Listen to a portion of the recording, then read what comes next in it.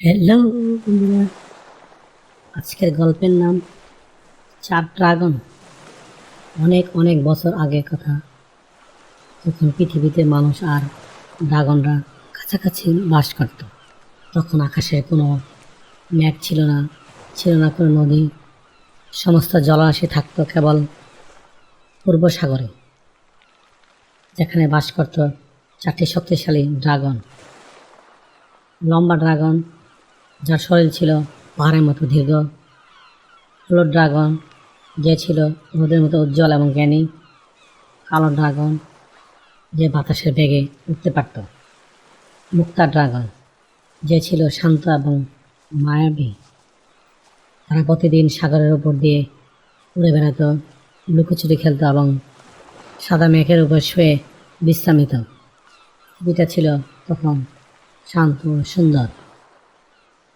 একদিন আকাশ থেকে নিচে তাকে ড্রাগনরা এক অদ্ভুত দৃশ্য দেখল। তারা দেখতে পেল নিচের পৃথিবীটা যেন পুড়ে ছারকা হয়ে যাচ্ছে। মাটির বুক ফেটে চৌচির হয়ে গেছে, ঘাসগুলো শুকিয়ে হলুদ হয়ে গেছে, মাঠের ফসল সব রোদে পুড়ে ছাই। ড্রাগনরা নিচে নেমে এসে দেখল এক বৃদ্ধা নারী তার ছোট্ট নাতিকে নিয়ে কোলে করে আকাশের দিকে তাকিয়ে কাঁদছে। তাদের চারপাশে শত শত মানুষ হাঁটু মুড়ে বসে প্রার্থনা করছে। বৃদ্ধা বলছেন, হে ঈশ্বর, দয়া করে একটু বৃষ্টি দাও। আমাদের ফসল মরে গেছে, আমাদের পুকুর শুকিয়ে গেছে। বৃষ্টি না দিলে আমরা সবাই না খেয়ে মারা যাব। মানুষের এই হাহাকার দেখে চার ড্রাগন এর মন কেঁদে উঠল। তারা ঠিক করলো তারা আকাশ আর সাগর রাজা জেট সম্রাটের কাছে গিয়ে বৃষ্টির জন্য অনুরোধ করবে। ড্রাগনটা উড়ে গেল স্বর্গের প্রাসাদে। জেট ড্রাগন সম্রাট তখন প্রাসাদে গান শুনছিল। ড্রাগনটা মাথা উপরে বিনীতভাবে বলল, মহারাজ, নিচে পৃথিবীতে বৃষ্টি নেই, মানুষ না খেয়ে মারা যাচ্ছে, দয়া করে বৃষ্টি নামিয়ে দিন। জেট সম্রাট বিরক্ত হয়ে বললেন, ঠিক আছে ঠিক আছে, তোমরা যাও, আমি কালই বৃষ্টি পাঠিয়ে দেব। কিন্তু একদিন গেল, 2 দিন গেল, এভাবে 10 দিন পার হয়ে গেল।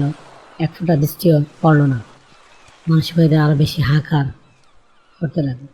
ড্রাগনরা বুঝতে পারল সম্রাট তার বিলাসিতায় মগ্ন হয়ে মানুষের কষ্টের কথা ভুলেই গেছে। লম্বা ড্রাগন বলল, সম্রাট তো আমাদের কথা শুনলেন না, কিন্তু আমরা কি কিছু না করি তবে তো এই মানুষগুলো আর বাঁচবে না। হলুদ ড্রাগন সাগরের দিকে তাকিয়ে বলল, সাগরে তো অনেক জল, আমরা যদি এই জল নিয়ে আকাশে ছিটিয়ে দিই তবেই তো বৃষ্টি হবে। কিন্তু এটি ছিল অত্যন্ত বিপজ্জনক। সম্রাট যদি জানতে পারে যে তার অনুমতি ছাড়াই ড্রাগনরা সাগরের জল ব্যবহার করছে, তবে তাদের কঠিন শাস্তি পেতে হবে। কালো ড্রাগন গর্জে বলল, মানুষকে বাঁচানোর জন্য যদি আমাদের শাস্তি পেতে হয় তবে তাই হোক, আমি কিছু হাঁটব না। বাকি 3 ড্রাগনও তাতে রাজি হল। তারা বারবার সাগর থেকে মুখ করে জল নিয়ে এসে আকাশে উড়ে গিয়ে মেঘের মতো ছিটিয়ে দিতে লাগলো। ধীরে ধীরে আকাশ কালো হয়ে এলো। হঠাৎ ঝমঝম ঝমঝম ঝমঝম করে শব্দে বৃষ্টি নামতে লাগলো। তৃষ্ণার্ত মানুষগুলো ঘর থেকে বেরিয়ে এলো। তারা আনন্দে নাচতে লাগলো, বৃষ্টির জল দিয়ে নিজেদের চেষ্টা মেটালো। পৃথিবী আবার সবুজে সবুজ হয়ে উঠল। এই আনন্দ খবর পৌঁছে গেল স্বর্গের প্রাসাদে। জেট সম্রাট অত্যন্ত রেগে গেলেন। তিনি তার সেনাপতিদের আদেশ দিলেন, ড্রাগনদের বন্দি করা। সেনাপতিরা 4 ড্রাগনকে লোহার শিকলে বেঁধে সম্রাটের সামনে নিয়ে এলো। সম্রাট গর্জন করে বললেন, তোমাদের এত বড় সাহস, আমার অনুমতি ছাড়া তোমরা বৃষ্টি নামালে, এখন থেকে তোমাদের আকাশ থেকে বিতাড়িত করা হলো। তিনি পাহাড়ের দেবতাকে ডেকে আদেশ দিলেন, 4টি বড় পাহাড় দিয়ে 4 ড্রাগনকে চাপা দিয়ে রাখো। যেন তারা আর কোনো দিন উঠতে না পারে। পাহাড়ের দেবতা একটি বিশাল পাহাড় এনে ড্রাগনদের উপর চেপে বসিয়ে দিলেন। কিন্তু ড্রাগনরা তখন অনুতপ্ত ছিল না। তারা মানুষের মঙ্গলের জন্য নিজেদের জীবন উৎসর্গ করার সিদ্ধান্ত নিল। পাহাড়ের নিচে পড়া থেকে তাহারা নিজেদের শরীরকে গুলিয়ে দিয়ে 4টি বিশাল নদীতে রূপান্তরিত হলো। লম্বা ড্রাগন হলো উত্তরের দীর্ঘ নদী হেইলুং জিয়াং। হলুদ ড্রাগন হলো মধ্য চীনের হোয়াংহো।